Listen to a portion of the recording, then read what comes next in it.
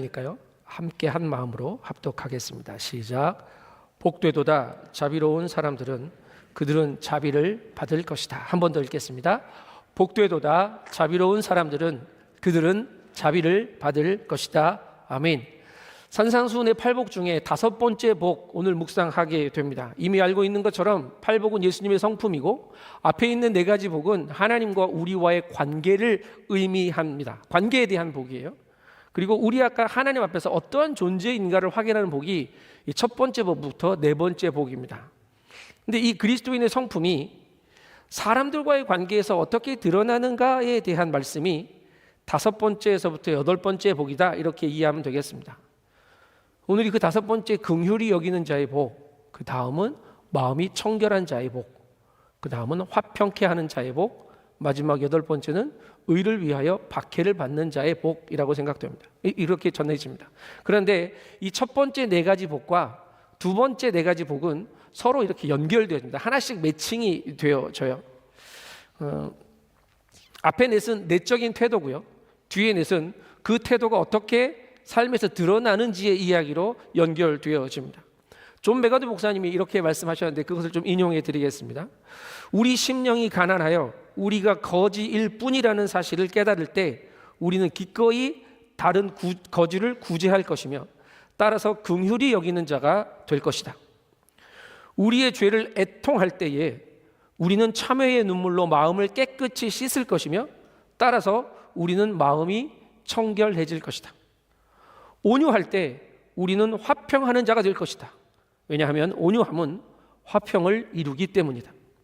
의에 줄이고 목마를 때 우리는 기꺼이 의를 위해 박해를 받을 것이다. 다 연결되어지죠. 오늘 우리가 생각할 부분은 하나님을 향한 마음의 가난에서부터 비롯된 자비, 곧 긍휼입니다. 그런데 이것을 어떻게 좀 풀어가려고 하냐면 죄인들이 살아가는 방법의 관점에서 생각해 보려고 합니다. 자비는 우리에게서 시작된 것이 아니거든요. 하나님으로부터 온 것이기 때문입니다.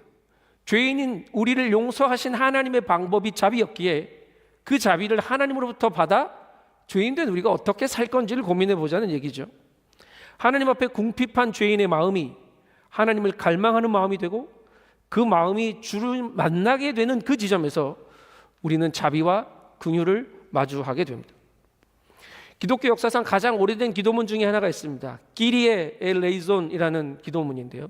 끼리에는 오 주님이라는 말이고 엘레이송은 우리를 불쌍히 여겨주소서라는 말입니다. 성경에도 여러 부분에 사람들이 예수님 앞에 엎드려 나를 불쌍히 여겨달라는 기도가 등장합니다. 맹인 바디메오가 예수님께 이렇게 말하죠. 다윗의 자손 예수여 나를 불쌍히 여겨주소서. 10명의 나병 환자들이 등장하는 구절이 있죠. 거기서 나 환자들이 예수님 앞에 무릎 꿇고 이렇게 말합니다. 예수 선생이여 우리를 불쌍히 여겨주소서. 주인의 상에서 떨어진 부스러기라도 먹겠다고 말했던 수로보니게 여인이 이렇게 말합니다. 주 다윗의 자손이여 나를 불쌍히 여겨주소서. 바하, 모차르트, 베토벤이 작곡한 미사곡의 첫 번째 곡은 다 끼리에입니다. 주여 나를 불쌍히 여겨주소서. 이 문장은 기독교 역사에서 가장 짧지만 가장 강력한 기도입니다. 주님, 나를 불쌍히 여겨주십시오. 주님, 우리를 불쌍히 여겨주십시오. 여러분, 이것은 패배자의 구원의 요청이 아닙니다. 내 삶의 주인이 하나님이심을 인정하는 믿음의 고백이고요. 나는 주님의 긍휼히 여기심이, 불쌍히 여기심이 필요합니다라는 고백이란 말입니다. 우리는 모두가 주님의 긍휼히 여기심을 따라 구원을 받았기 때문입니다. 구원받아서 상황이 종료된 게 아닙니다. 우리 인생에는 늘 주님의 긍휼이 필요합니다. 그런데 우리에게는 잘 잊어버리는 개구리 근성이 있죠. 개구리 하면 떠오르는 속담이 뭡니까? 개구리 올챙이적 기억 못한다? 우물 안에 개구리. 이 2가지 근성이 우리에게 다 있습니다. 우물이 전부라고 생각하고요. 예전에 내 삶에 무슨 일이 있었는지 잘 기억 못합니다. 왜 이러냐면 선민사상의 부작용들입니다. 택함받아 구원받은 백성이라는 의식이 강해지면서 하나님이 나를 구원하셨던 인애와 자비의 방법, 아니 하나님이 내게 원하시는 인애와 자비는 잊어버리게 되고 내가 받은 사랑을 살아내는 것보다 받은 사랑을 지키는 일에 관심을 둔다고요. 그러다 보니까 그리스도인들이 교회가 사랑합니다라고 말은 하는데 관계는 경직되어지고 시선은 편협해지며 정죄하고 비판하고 판단하는 배타적인 종교라는 오명을 쓰게 되어버린 겁니다. 목회를 하면서도 그렇고 나이가 먹어가면서 제가 인정하게 되는 게 있습니다. 나는 누군가의 사랑과 긍휼이 절실하게 필요한 존재라는 사실입니다. 서로의 약함을 마주하다 보니까 내 부족함이 크다는 걸 인정할 수밖에 없게 되고요. 인식하게 돼요. 나의 죄성이 깨달아 알아지게 됩니다. 아닌 척하고 싶죠. 난 죄인 아닌 척, 거룩하고 훌륭한 목사인 척하고 싶은데 안 됩니다. 왜냐하면 누군가가 내 연약함을 다 쳐다보고 눈치채고 있기 때문이죠. 그렇게 생각하면 아이고 어떻게 이때까지 살아왔겠나라는 생각이 들죠. 여러분, 이때까지 우리가 아무 탈 없이 살아온 데는 나를 긍휼히 여겨주시고 불쌍히 여겨주신 주님의 은혜, 그분의 사랑, 그분의 구원이 있었기 때문입니다. 용서해 주시고 용납해 주신 그분의 자비하심이죠. 그리고 어린 핏덩이 때부터 아직 온전치 않고 철도 안 들었는데 저를 기다려주시고 참아주시고 위에서 기도해주고 사랑해준 부모님이 있었기 때문입니다. 또 부족한 사람이 목사가 되었는데 아직 여물지 않은 사람을 기다려주고 인내해준 성도님들이 있었기 때문이고요. 우리 가족들이 저를 불쌍히 여겨줬기 때문입니다. 우리 아내와 애들이 딴 교회 안 가고 여기 다니고 있잖아요. 저를 불쌍히 여겨주는 거예요. 옆에 있는 분에게 인사합시다. 저를 불쌍히 여겨주셔서 감사합니다. 별로 안 여겨준다는 눈빛인데 긍휼의 눈빛으로 쳐다보면 다시 한번 인사하겠습니다. 나를 불쌍히 여겨주셔서 고맙습니다. 자, 시작. 나를 불쌍히 여겨주셔서 고맙습니다. 한글이 불편하신 분들은 영어로 하시죠. Thank you for your mercy. 시작. Thank you for your mercy. 그럼 예수님은 우리를 사랑과 긍휼로 대하셨습니다. 우리는 누군가의 사랑과 긍휼 덕분에 살아갑니다. 우리가 모두가 조금씩은 이 자비의 성품을 가지고 있어요. 자비롭다는 말은 관대함, 용서, 동정을 의미하는데요. 개역개정 성경은 이 자비로운 사람들이라는 말 대신에 긍휼히 여기는 자라는 단어를 사용했죠. 우린 여기에도 익숙하죠. 그래서 오늘은 자비, 긍휼이 한 의미로 사용될 겁니다. 혼용될 겁니다. 예수님은 오늘 자비로운 사람들이 받는 복에 대해 말씀하십니다. 자비는 무엇이며 도대체 어디에서 오는 겁니까? 그리고 그 자비로운 사람의 삶은 무엇을 의미합니까? 함께 묵상하겠습니다. 그리고 우리의 모습에서도 자비로운 성품이 풍성해지기를, 그래서 죄인인 내가 살아가야 하는 방법이 자비라는 사실을 온전히 깨달아 하는 은혜의 시간 되기를 소망합니다. 모든 성경을 관통해서 흐르는 하나님의 마음이 있습니다. 그게 뭐냐면 사랑입니다. 그 사랑과 인애로 우리를 대하시는 방법이 자비이고 긍휼입니다. 그런데 하나님은 이 자비와 긍휼을 어디 성경에만 잔뜩 써놓으시는 게 아니고 예수님의 성품에 충만히 채우셔서 예수를 우리에게 보내심으로 우리가 예수를 통해 그리스도의 하나님의 자비를, 그 긍휼을 볼 수 있게 해주셨습니다. 죄 때문에 스스로 구원할 수 없는 존재인 우리를 불쌍히 여기셔서 당신의 자비와 긍휼을, 예수를 우리에게 보내주신 거라. 오신 예수가 우리를 대하시는 태도가 긍휼 여김입니다. 성경에 예수님이 우리를 긍휼히 여기시고 불쌍히 여기셨다는 말이 반복해서 등장합니다. 마태복음 9장 36절의 말씀을 함께 읽어보겠습니다. 자막을 통해 있습니다. 마태복음 9장 36절입니다. 시작. 예수께서 우리를 보시고 그들을 불쌍히 여기셨습니다. 그들이 목자 없는 양처럼 시달리고 방황하고 있었기 때문입니다. 이게 예수님이 우리를 대하시는 기본값입니다. 요즘 마태복음을 계속 큐티로 묵상하고 있는데 마태복음 14장에서 5천 명을 먹이시는 기적의 사건이 있었잖아요. 그 사건 전에 예수님이 어떤 마음으로 사람들을 대하셨냐면 그들을 큰 무리를 불쌍히 여기사 그들의 중에 병자들을 고쳐주시기 시작했고요. 그 함께 모여있던 사람들이 배고파 돌아가게 되는 것을 불쌍하게 여기셔서 그들에게 오병이어의 기적을 베풀어 주신 거예요. 마태복음 20장에 맹인을 고치실 때도 불쌍히 여기사 그들의 눈을 만지시니 곧 보게 되었더라고 기록합니다. 하나님이 자비하신 성품입니다. 그 성품을 따라 우리를 불쌍히 여겨주셨고요. 우리의 죄를 담당하시고 십자가에 오르셨습니다. 그래서 십자가는 예수님의 자비의 절정이고 긍휼의 절정입니다. 그런데 하나님은 그 자비하심을 나타내 보이실 뿐만 아니라 당신의 자비하심이 우리의 성품으로 나타나기를 원하세요. 누가복음에 보면 너 이렇게 나를 닮아라 라는 구절이 또 기록됩니다. 6장 36절입니다. 누가복음 6장 36절 시작. 너희 아버지께서 자비로우신 것처럼 너희도 자비로운 사람이 되라. 왜? 내가 거룩한 것처럼 너희도 거룩해라. 뭐 이 말은 들어봤는데 예수님이 하나님이 자비하신 것처럼 너희도 자비한 사람이 되라 라고 말씀하시죠. 근데 자비라는 말은 불교 용어인 것처럼 생각할 때가 많습니다. 성경은 사랑이라고 얘기하고 불교는 자비라고 얘기하는 거 아니냐, 이런 인식이 우리에게 있는데 아닙니다. 달라요. 불교가 이야기하는 자비와 주님이 말씀하신 자비가 다릅니다. 이 자비를 유교에서는 인이라는 글자로 다리 설명하기도 합니다. 무슨 차이가 있냐면요, 기독교의 자비는 그리스도의 은혜로 자기의 무능을 심각하게 느낀 사람이 동료 인생의 무능을 불쌍히 여겨주는 마음입니다. 그래서 그리스도인의 자비는 은혜를 아는 사람이 느끼고 행하는 일이 되는 겁니다. 그러나 타 종교의 세상의 자비는 자신의 노력으로 도를 깨달은 사람이 도를 깨닫지 못한 사람을 불쌍히 여기는 게 자비입니다.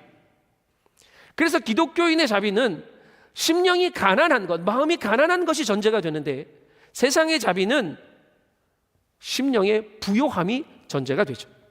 그 차이가 있습니다. 큰 차이입니다. 위에서 내려다보는 긍휼이 아닙니다.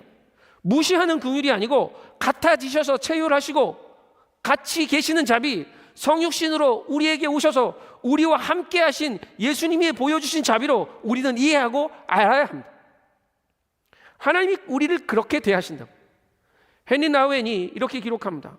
하나님의 긍휼은 하늘에서 내려다보는 시선이 아니라 우리와 함께 진흙탕에 발을 담그고 함께 우시는 마음이다 라고 기록합니다. 아이고 불쌍하네, 이게 아니고요, 같이 진흙탕에 들어와 있는 겁니다. 우리 안에 생기는 수많은 문제들을 해결할 때 이 자비의 마음이 필요합니다. 이 하나님의 마음이 필요하다고. 서로를 사랑하며 자비롭게 여기면 그 사람의 입장에서 생각할 수 있게 돼요. 그전에는 이렇게 말했겠죠. 어떻게 그럴 수가 있냐, 해도 너무한다, 이런 말을 했겠죠. 그런데 하나님의 마음이 내 안에 들어오면 아 그랬구나, 그럴 수도 있었겠구나, 바뀐다. 여러분, 이 태도가 바뀌는 건 약해지거나 비굴해지는 게 아닙니다. 긍휼의 마음으로 상대를 볼 수 있게 되었다는 이야기예요. 이건 제 이야기가 아니고 한 미국인 판사가 한 말이랍니다. 교회 갈등이 참 많잖아요. 그러니까 미국인 판사가 이런 말을 했대요. 왜 유독 한국 사람들만 교회 문제를 해결하지 못하고 법원으로 가져오는가? 미국인이 한 말입니다. 저에게도 비슷한 씁쓸한 기억이 있습니다. 10년 전쯤의 이야기인데 아이들이 다니던 학교에 문제가 생겼습니다. 그래서 그 일에 관여한 적이 있었는데 그 학교는 기독교 가치관에 따라 세워진 학교이고 선교사 자녀들을 위해서 시작된 학교였습니다. 그래서 그 학교에는 선생님 중에 집사도 있고 목사도 있고 학부모들은 100%가 기독교인이었습니다. 학부모 중에도 목사가 여럿 있었고요, 선교사들도 있었습니다. 근데 갈등이 시작되니까요, 해결이 안 되는 겁니다. 결국은 이 문제는 그대로 산더미처럼 쌓여있고 서로를 미워하다 보니까 목사가 목사를 고발해가지고 법원에까지 갔습니다. 이제 그 법원에 증인으로 서봤다는 거 아닙니까? 경찰서에 가서 증인 조서도 써보고 목사가 할 일은 아닌 것 같았습니다. 그때 어떤 목사님이 저에게 갈등 전환이라는 책을 선물해 줬습니다. 그래서 열심히 읽어봤죠. 이거 읽으면 갈등이 좀 해결될까? 그 책의 내용은 이렇습니다. 갈등을 문제로 보지 말고 패러다임을 전환해라. 그러면 긍정적인 변화를 유도할 수 있을 거다. 됐을까요? 안 되더라고요. 한국 사회 갈등 지수가 OECD 30개 국가 중에 몇인 줄 아십니까? 3등입니다. 1등 아니라서 다행이다 생각하시는 분 계실지 모르겠는데 30개국 중에 3등이랍니다. 그러면 갈등 관리 능력은 몇 등 정도 될 것 같습니까? 그대로 뒤집어서 27등입니다. 사회 갈등으로 인한 한국의 경제적인 손실이 연간 250조에 달한다는 보고도 있습니다. 우리의 갈등의 모습 민낯입니다. 그런데 이 답을 갈등을 전환하고 패러다임을 바꾸는 것으로 찾아서 해결할 수 있겠다라고 누가 책은 썼을지 모르지만 그 일을 겪어보면서 목사된 입장에서 생각할 때 이게 어찌된 일이고 이게 왜 해결이 안 되나라는 고민 속에 제가 내린 답은 이겁니다. 서로에 대한 자비와 긍휼을, 그 갈등으로 인해서 아파하게 될 사람들에 대한 사랑을 잃어버렸기 때문에 이 일이 해결이 안 되는구나라는 생각을 지워버릴 수가 없었습니다.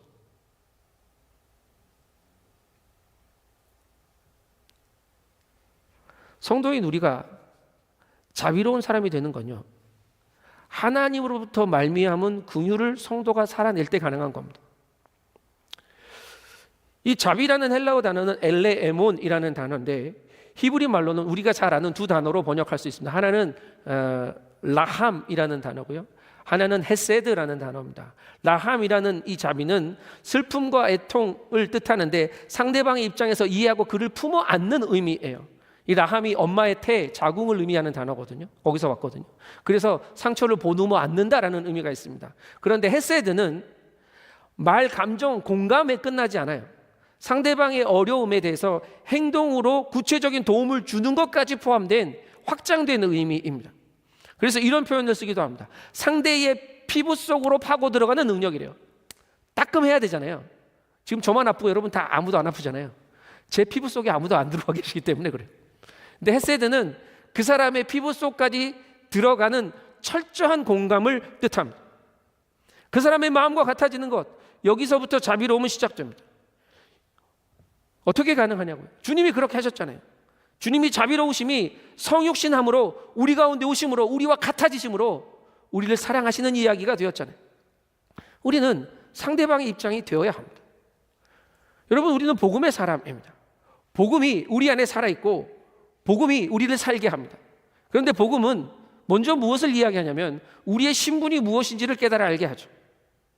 복음이 말하는 우리의 신분은 뭡니까? 넌 죄인이야 입니다.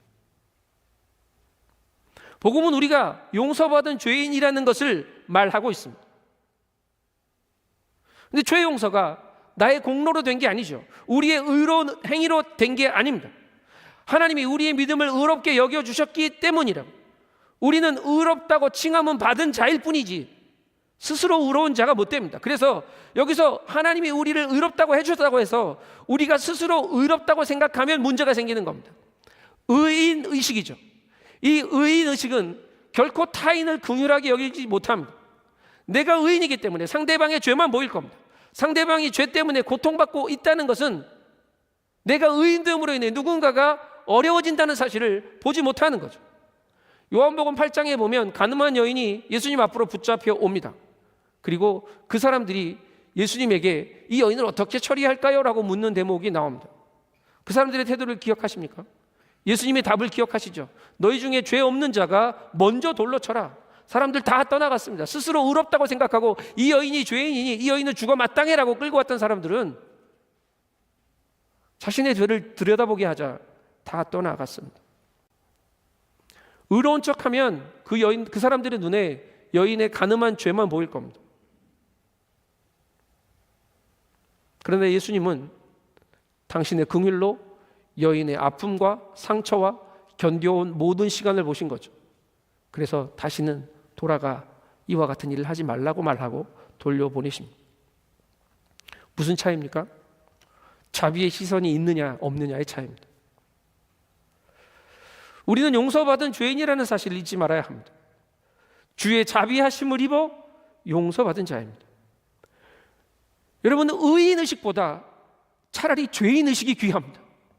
우리에게 필요한 건 내가 의롭게 되었다는 이야기가 아니고 내가 죄인입니다라는 생각이 필요하다고.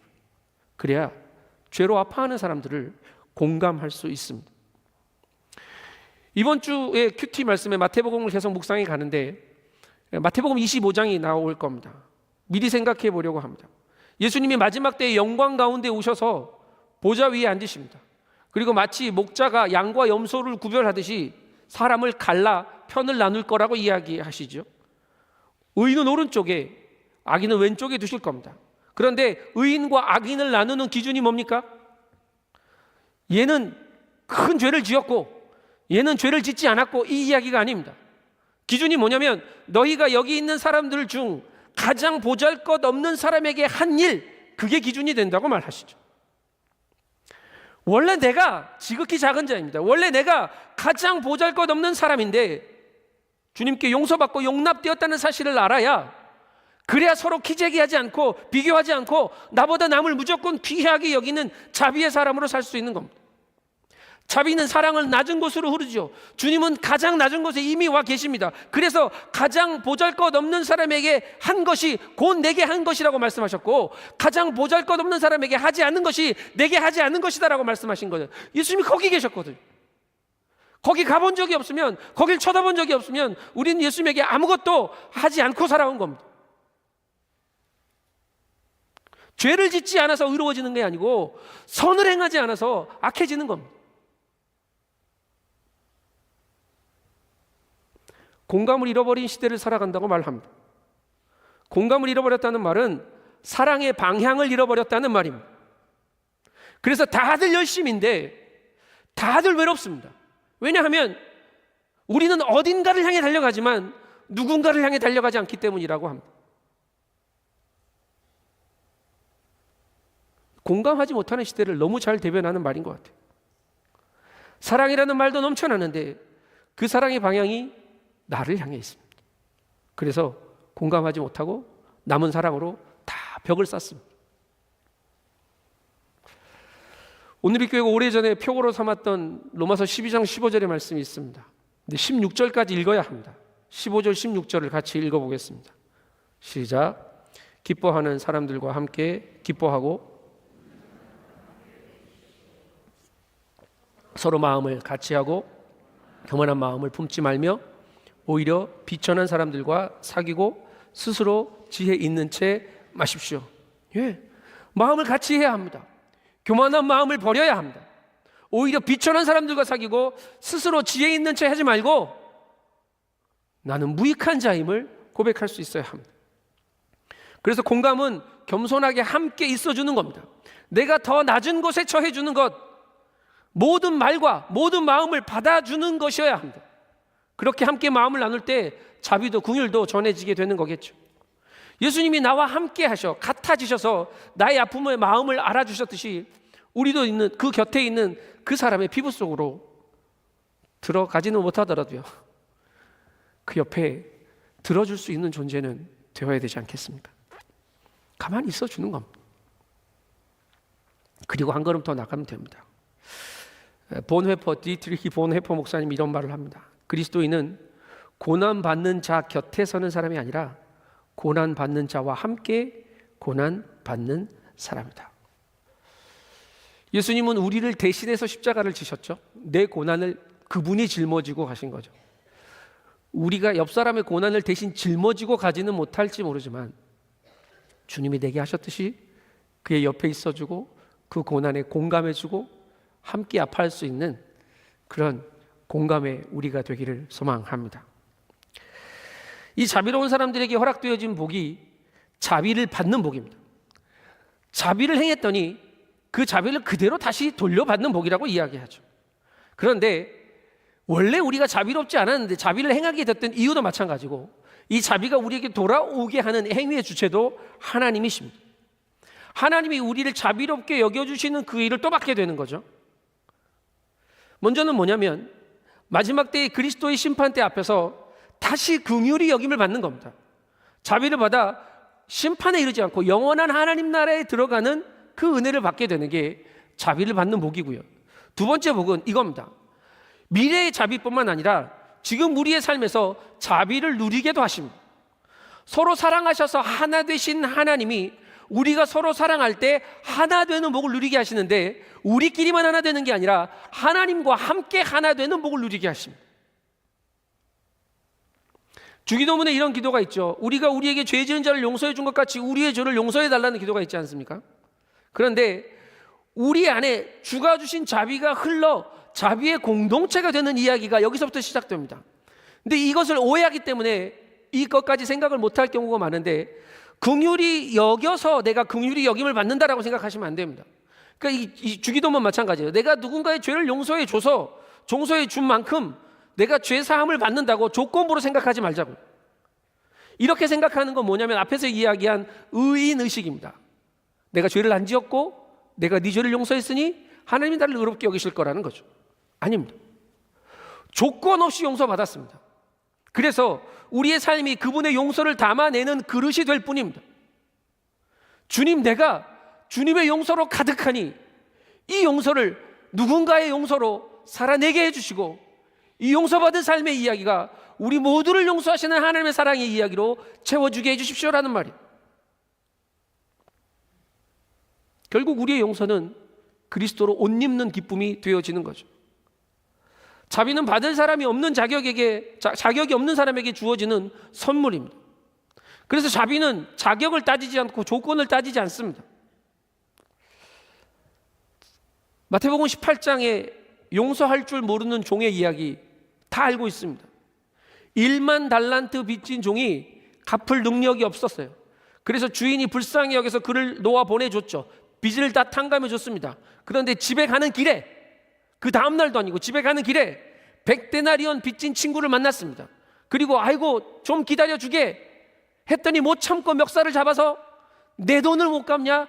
감옥에 쳐넣은 사건입니다. 단순히 계산하면 1데나리온은 성인 노동자의 하루 품삯이니까 요즘은 뭐 일당이 오르긴 했지만 그냥 계산하기 편하게 10만 원으로 칩시다. 그러면 100데나리온 빌렸다는 말은 1000만 원 빚졌다는 얘기입니다. 자, 1000만 원 빌려간 사람한테 돈 안 받고 이렇게 퉁 쳐줄 수 있는 분 아무도 없어요. 속으로 엄지발가락 움직이신 분 계실지도 모르지만 별로 없어요. 1000만 원 큰 돈이에요. 근데 문제는 뭐냐면 오늘 아침에 조금 전에 1만 달란트 이거 계산하면요 6천만 데나리온이고요. 한국 돈으로 계산하면 6조입니다. 6조의 빚을 탕감받았는데 그 빚을 탕감받고 돌아오는 길에 1000만 원 빚진 빚을 용서 못했다는 좀스러움에 있습니다. 그런데 예수님이 그 용서하지 못하는 종을 불러다가 뭐라고 말씀하시냐면, 야, 내가 너한테 1만 달란트나 빚을 없애줬는데 어떻게 너는 100데나리온도 빚을 없애주지 못하냐? 이렇게 말씀하지 않으시고요, 이렇게 말씀하셨습니다. 내가 너를 불쌍히 여김과 같이 너도 내 동료를 불쌍히 여김이 마땅하지 아니하냐? 돈의 이야기가 아닙니다. 지금 계산하니까 용서가 안 되는 거예요.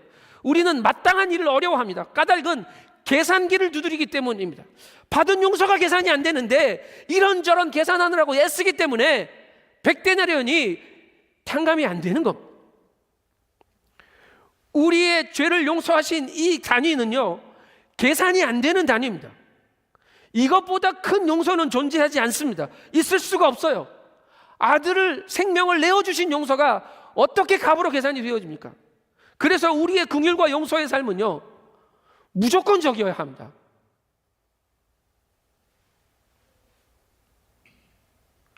왜 예수님이 1만 달란트 비유를 든지하십니까? 베드로가 와서 물어봤거든요. 제가 7번쯤 용서하려 하는데 이 정도면 잘하는 거 아닙니까? 아니다. 70번씩 7번이라도 용서해야 된다. 490번을 용서하라는 말이 아니고요, 끝까지 용서해야 한다는 말씀을 하시려고 이 1만 달란트 빚진 자를 이야기한 겁니다. 그래서 자비를 예수님께 불쌍히 여김을 받은 우리는 이 긍휼이 삶의 방식이 되어야 합니다.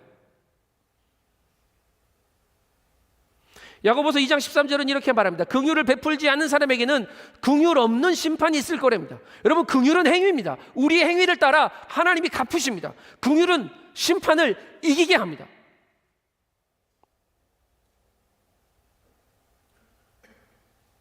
긍휼히 여기는 자의 마지막은 심판을 이겨 그 자비의 나라를 소유하게 되는 거라고. 긍휼은 관념이 아닙니다. 행위입니다.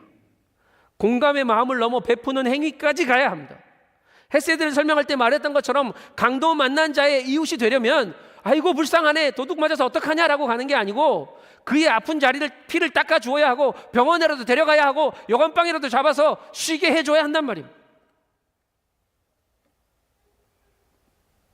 마음이 무너진 자를 곁에서 위로할 수 있는 위로자가 되어야 합니다. 이거 하려면 우리의 판단을 기준을 넘어서야 합니다. 1만 달란트는 계산되지 않는, 계산할 수 없는 무한의 용서라고. 7번씩 70번의 용서입니다. 그래서 내가 긍휼하심을 입은 자라는 사실을 잊지 않는 거죠.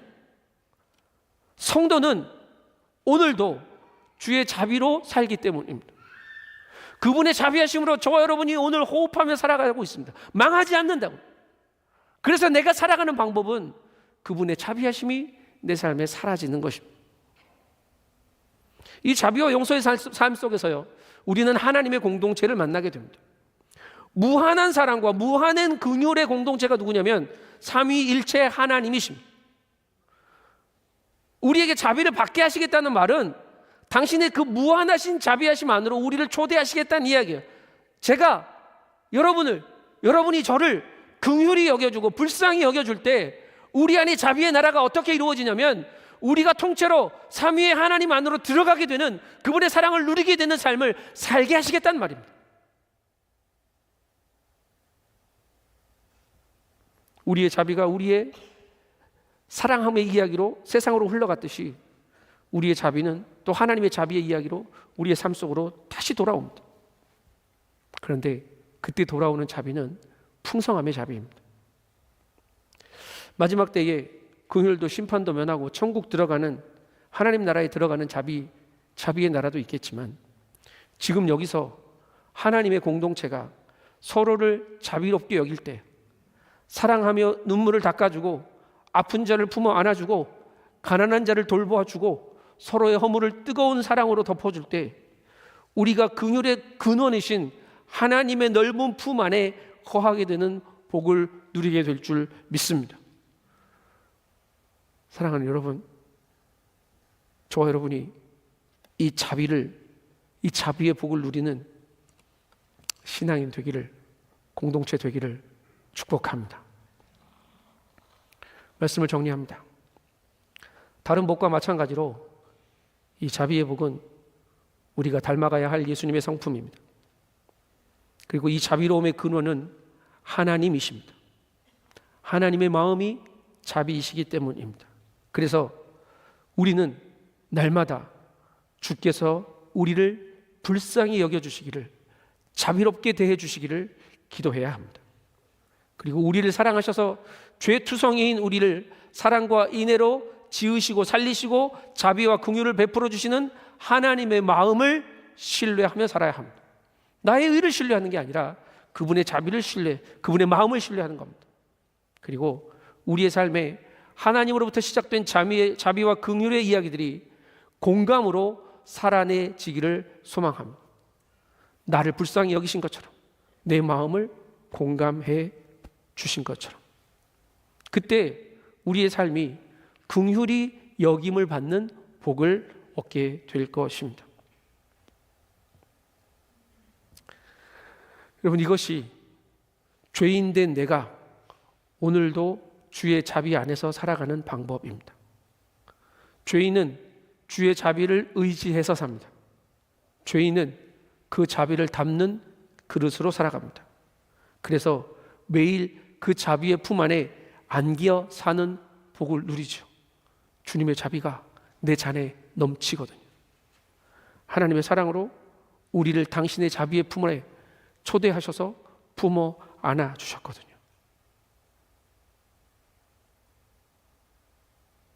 한 가지 주의해야 될 게 있습니다. 우리가 자비의 삶을 살 때 잊지 말아야 될 게 하나 있다고요. 그게 뭐냐면 타인에게 이 사랑을, 이 긍휼을, 자비를 강요하지 말아야 합니다. 예수님은 우리에게 사랑을 강요하신 적이 없습니다.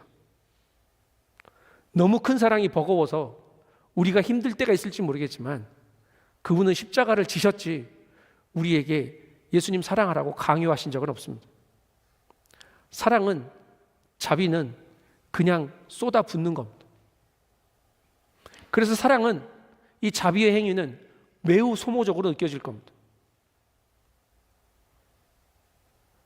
대가를 바라지 않고 효율을 기대할 수 없는 행위가 이 자비의 일이기 때문입니다.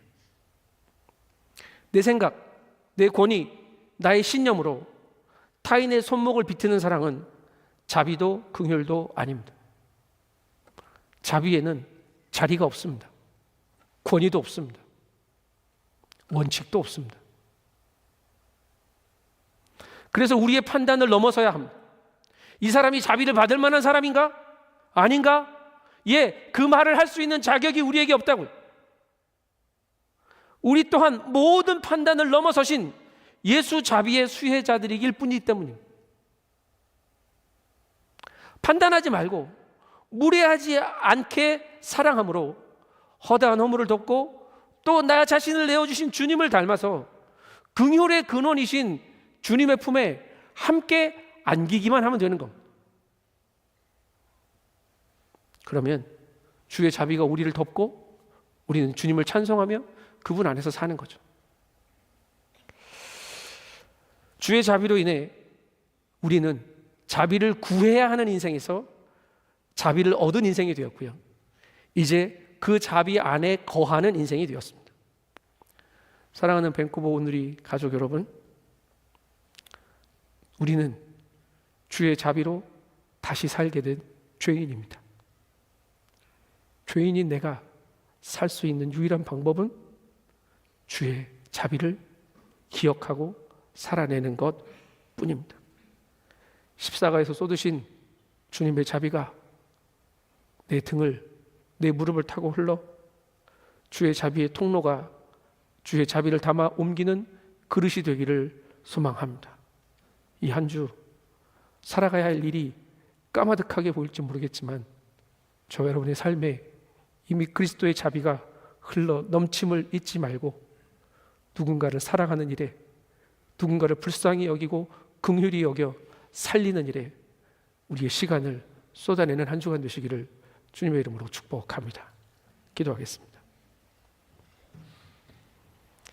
가장 보잘것없는 나를 택하여 주시고 값없이 조건 없이 그 자비를 쏟아주셔서 감사합니다. 용서받은 죄인이 용서받은 은혜로 주님을 닮아 살기를 갈망하오니 주여 나의 삶의 모든 이야기들이 주님의 자비의 이야기로, 긍휼하심의 이야기로 바뀌어지게 하시고 내 마음을 아시는 주님 손 붙들고 세상의 아픔을, 세상의 상처를, 이웃의 고통을 치유하며 돌보며 살아가는 삶 살아갈 수 있게 하여 주시옵소서. 감사를 드리며 존귀하신 예수님의 이름으로 기도합니다. 아멘. 불편하지 않으십니까?